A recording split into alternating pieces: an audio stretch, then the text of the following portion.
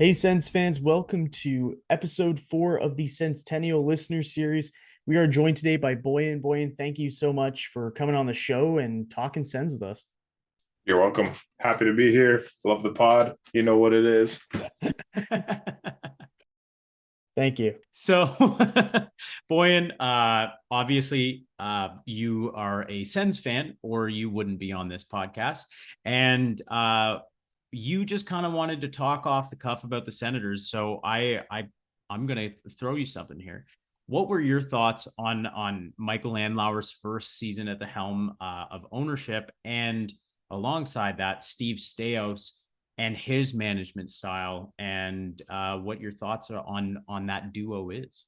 Right. Okay. Well, right off the bat, I thought that Andler said a lot of good things after he bought the Sens. He says he wants to be a winner in between Montreal and Toronto, which is something that I'm sure that a lot of us have been starved for, which was a nice quote to hear. And then obviously he joins the team and we go to the home opener. He gets a nice round of applause. Everyone's happy.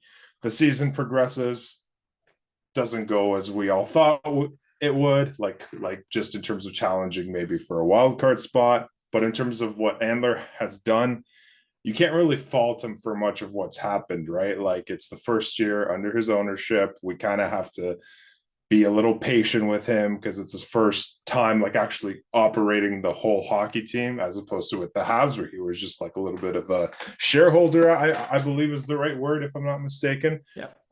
So I mean, from that perspective, I feel that Andler's done a good job. He's also really well spoken. He doesn't throw bombshell quotes in interviews like our previous owner did. And then as far as Staios goes, Staios, I mean, he's said the right things, I feel like, and he's just doing a lot of GM speak when he talks. Like in his trades, he's like, we're just trying to be competitive. We'll do trades that make sense. We'll sign players that make sense. It's all very hockey GM, right? From just what I've been hearing. And I think the Sens needed that. I think the Sens needed that from Andlauer. They needed that from Staios. And I feel like when he's been making trades, it's never about name chasing. It's just about, okay, like what's right for the team? Is this all within the plans for the team's future? And, you know, like who knows what the offseason will hold? Like what sort of trades will he be doing? Which free agents will he be signing? What's he going to do with the goaltending situation? Talks a lot about defense in this offseason. So just hoping to see a little bit of change there. But yeah, that's in a nutshell my overall thoughts about it. Nothing really too flashy, which is great for a team like the Senators. We needed that. We needed that break from just being flashy and being all over the news as like, oh, we're a team, like unparalleled success, and like it's Summer of like, nah, Dorian. man, just relax and see what happens. Now, on that note, I was going to say, while Dorian was like Mr. Moves Galore, Steve Stais has been more gun shy. And I think some fans have now shifted to like he only traded Tarasenko at the deadline and picked up Boris Kachuk on waivers. They maybe some people were kind of hoping for more. And do you fall in the same category, or are you thinking that most of the dominoes that'll fall are going to come in the summer? I think most of the dominoes that are going to fall are going to come in the summer, during the season, and before the trade deadline. I feel like Andlauer and Staios needed to see what they had. Maybe they had conversations with Tarasenko about his future here. Maybe he didn't want to stay here past the long term, so they were just, or like, hey, if you're happy, we're going to trade you to Florida, who is a top 5 team in the NHL. Go compete for a cup. We'll take whatever assets we can recoup. Thank you for signing a 1-year, $5 million contract. Appreciate it. Time to go. Thank you for your And service. exactly. And then with that Kachuk guy, I honestly didn't really watch him much. But from what I heard, pretty solid fourth liner. So if they keep him around, that's no issue at all, right? Like it's just a depth forward. So can't really fault them with being patient unless gun shy, as Matt said. I think that's an approach that the Senators have needed for quite some time now because they're always chasing the name and never the fit. So that's something that I thought was nice. Yeah, Now, and I think there's been a lot of chatter about maybe perhaps the one soundbite that Andlauer gave that Suns fans latched onto right away was best in class. And Mhm. there's the promise and the idea that the Senators would be seen as a best in class organization, both on the ice and off of it. And I think that Sens fans have started to use that as a bit of a stick to beat him with. They're trying to say things like hiring Travis Green or perhaps, like not getting value out of guys like Kubalik, whether that goes in the face of what Andlauer was saying about best in class. But we recently had Ian Mendez on the show, and he was talking about his recent interview with Andlauer, and Ian, was saying that it's going to take years to undo so much of what was done under previous management before the Sens can enter that kind of best in class era. And I was just wanted to ask you, Boyan, how patient do you think you are willing to be, and other Sens fans are willing to be, as we go from where we are now to that sort of best in class sort of like mindset? Great question, and I'm sure that Matt and Nafe can attest to this. But when Travis Green was hired, I was pretty unhappy.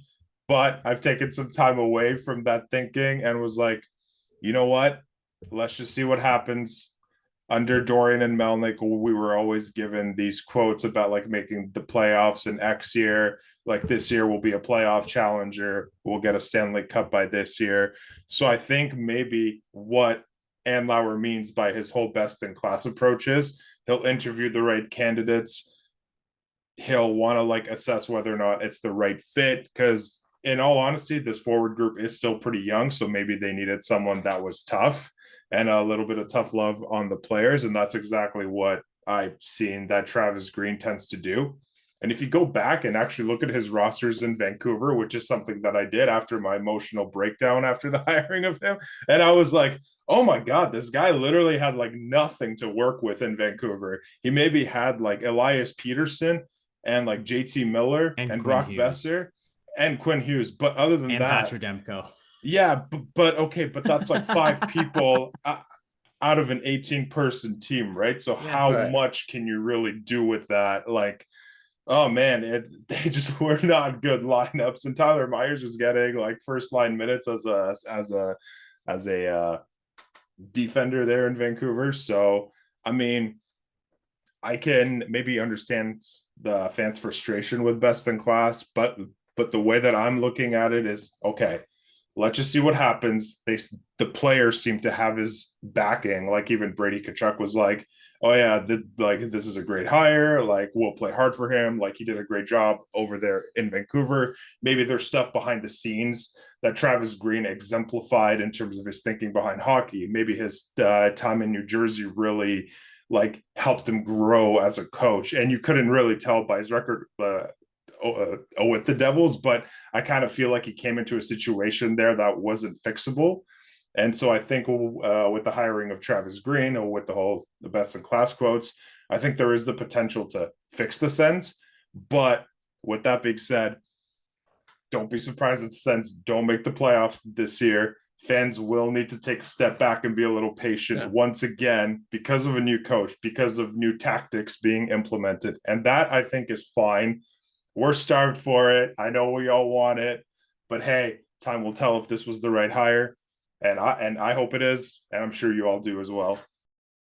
100%. Yeah. I think the last time they made the playoffs, I was in the either second last or last year of my bachelor's degree. So it's been a while. Would love to see them back. Don't let this baby face fool you. It has definitely been a while. Yeah.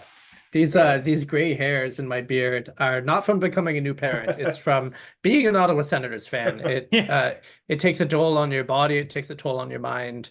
And Sens fans, if you're listening out there, just be kind to yourself this summer. Try not to fall too deep down the rabbit hole. Get outside, touch some grass. And because listen, this fall it might not be that much better. Yeah, and I already saw an article talking about the potential of a summer of Steos, and I was like, no, I can't go back into that. Yeah. It's too soon. It's I'd be happy with a right hand D signing and maybe a trade. yeah, sure. That's And a pretty much it. draft that isn't questionable, where you're like, Yeah, okay, like if they took Zane Perek, for example, I'd be like, all right, most people have him there, so cool. All right, Yeah. let's move on. If they draft like Tristan Byler Touche.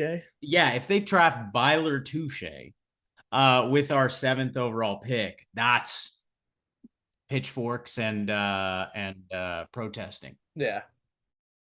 Now, Can I ask you guys something about that quickly? Go Yeah. ahead. Well, what do you guys think they should do in the draft? Best player available or team need? I think Go ahead, I think Benet. this team has no business trying to pick on team need because the team needs so much. The team needs a top 6 winger. The team needs a right-handed D. The team could use an upgrade to some of their bottom 6 pieces, and they need goaltending. It's like you know, and if you take the best player available, that always leaves the door open to moving that asset down the road if you want to acquire that last piece of the puzzle. But I think for right now, we just got to accumulate, and you accumulate with the best players, and then you figure it out from there. Yes. I concur. Yeah. Me too. Wholeheartedly. Greatly said, Bennett. And that's exactly what I was going to say. So Well, awesome. On that note, thank you so much for joining us, Boyan. It's been a hoot and a holler, as they say. Nobody says that, but I do. So appreciate you coming on for everyone listening. If you want to join the show at some point in the future, feel free to hit us up on Twitter, Discord, Reddit, Instagram, whatever you got. Message us. You can find us at Senstennial. Thank you so much again, Boyan, and hopefully we'll see you again in the future. I'm sure you will. Thanks, guys. Thanks so much. Take care. Awesome. Thanks. Bye.